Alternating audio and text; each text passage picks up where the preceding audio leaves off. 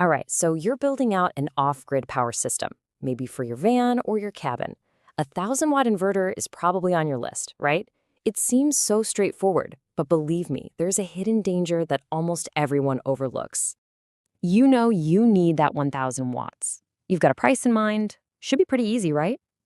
Just pick one and go. And yeah, for most people, that's exactly where the thought process stops. You find one that hits your price point, you see 1,000 W on the side, and boom, decision made. But what if I told you that focusing only on price and watts means you're missing this single most critical detail? And I'm not exaggerating here. This one detail is the difference between a system that works and one that could literally catch fire. Yeah, seriously. If you ignore what that 1,000-watt number actually means for your system, you could be looking at melted wires, a fried battery, or worse. This isn't just about your inverter not working. We're talking about a real safety hazard. Okay, so here's the big secret. We've all been trained to focus on watts, but the real story, the number that actually determines if your system is safe or a ticking time bomb, it's all about the amps.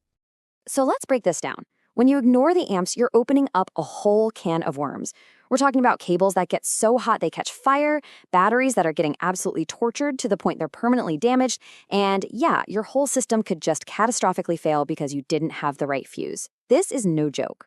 And here it is, the number that changes everything. 93 amps.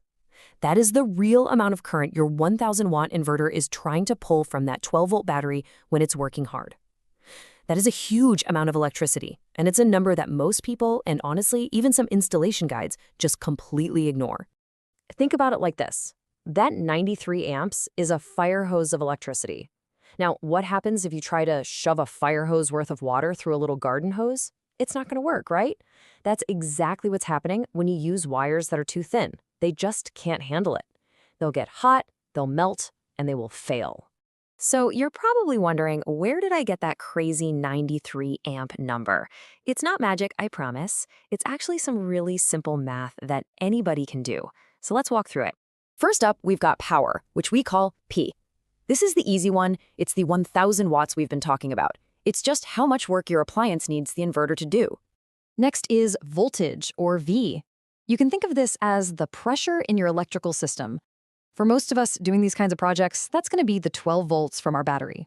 And here's the secret ingredient, the one almost everyone forgets: efficiency. You see it here as E. Look, no inverter is 100% perfect. Some power always gets lost as heat. So a pretty good inverter might be, say, 90% efficient. And for the math, we just write that as 0.90. Okay, so here's how we put it all together. To find the DC current, or the amps, you take the power and you divide it by the voltage times the efficiency. So let's plug in our numbers. That's 1,000 watts divided by 12 volts times 0.90. And what do you get? Yep, there's our massive 93 amp draw. All right, so now we know the why. We know where that scary number comes from. So now for the really important part. How do we actually build a system that can handle that kind of load safely? This right here, this is your non-negotiable safety checklist. You have to do these things. 1, calculate your max amps, just like we did. 2, use thick, beefy cables that are rated for that amperage. 3, install the right size fuse and put it right at the battery. 4, make sure your inverter can breathe. It needs good ventilation to get rid of heat. And 5, make sure your battery is actually up to the task of delivering that much power without getting damaged. And let me be crystal clear about the wires. This isn't a minor thing. Using a wire that's too small is a recipe for disaster. You're talking extreme heat, a genuine fire hazard. Plus, you're losing power through something called voltage drop, and your inverter will probably just shut itself off all the time. But with the correct wire, you get safe operation, high efficiency, and power you can actually count on. Now, about that fuse, here's a pro tip that could save you a world of trouble. The fuse has to be as close to the battery as physically possible. And you might ask, why? Well, think about it. If there's a massive short circuit, where is all that dangerous energy coming from? It's coming from the battery. The fuse is there to protect the rest of the system from the battery's insane power. Okay, so once you've designed a system that can handle the raw amperage, now we can finally talk about choosing the inverter itself. And yeah, as you've probably figured out by now, there's a little more to it than just grabbing the cheapest one off the shelf. One of the biggest things to look for is something called the waveform. A pure sine wave inverter gives you clean, smooth power.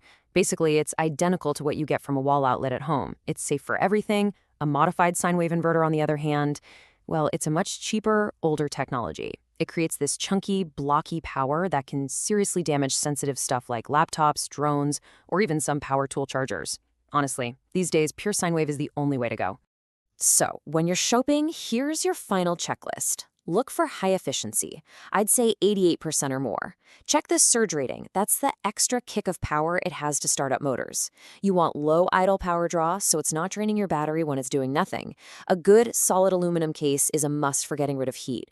And obviously, make sure it has all the key safety protections built right in. Because at the end of the day, a quality inverter isn't just a box that makes AC power. It's really the heart and the brains of your entire system.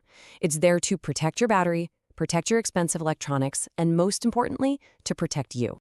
So as you go out and plan your system, just ask yourself this one question. Is your system just powerful, or is it actually safe? Because now you know what the difference really is, and you have the knowledge to get it done right.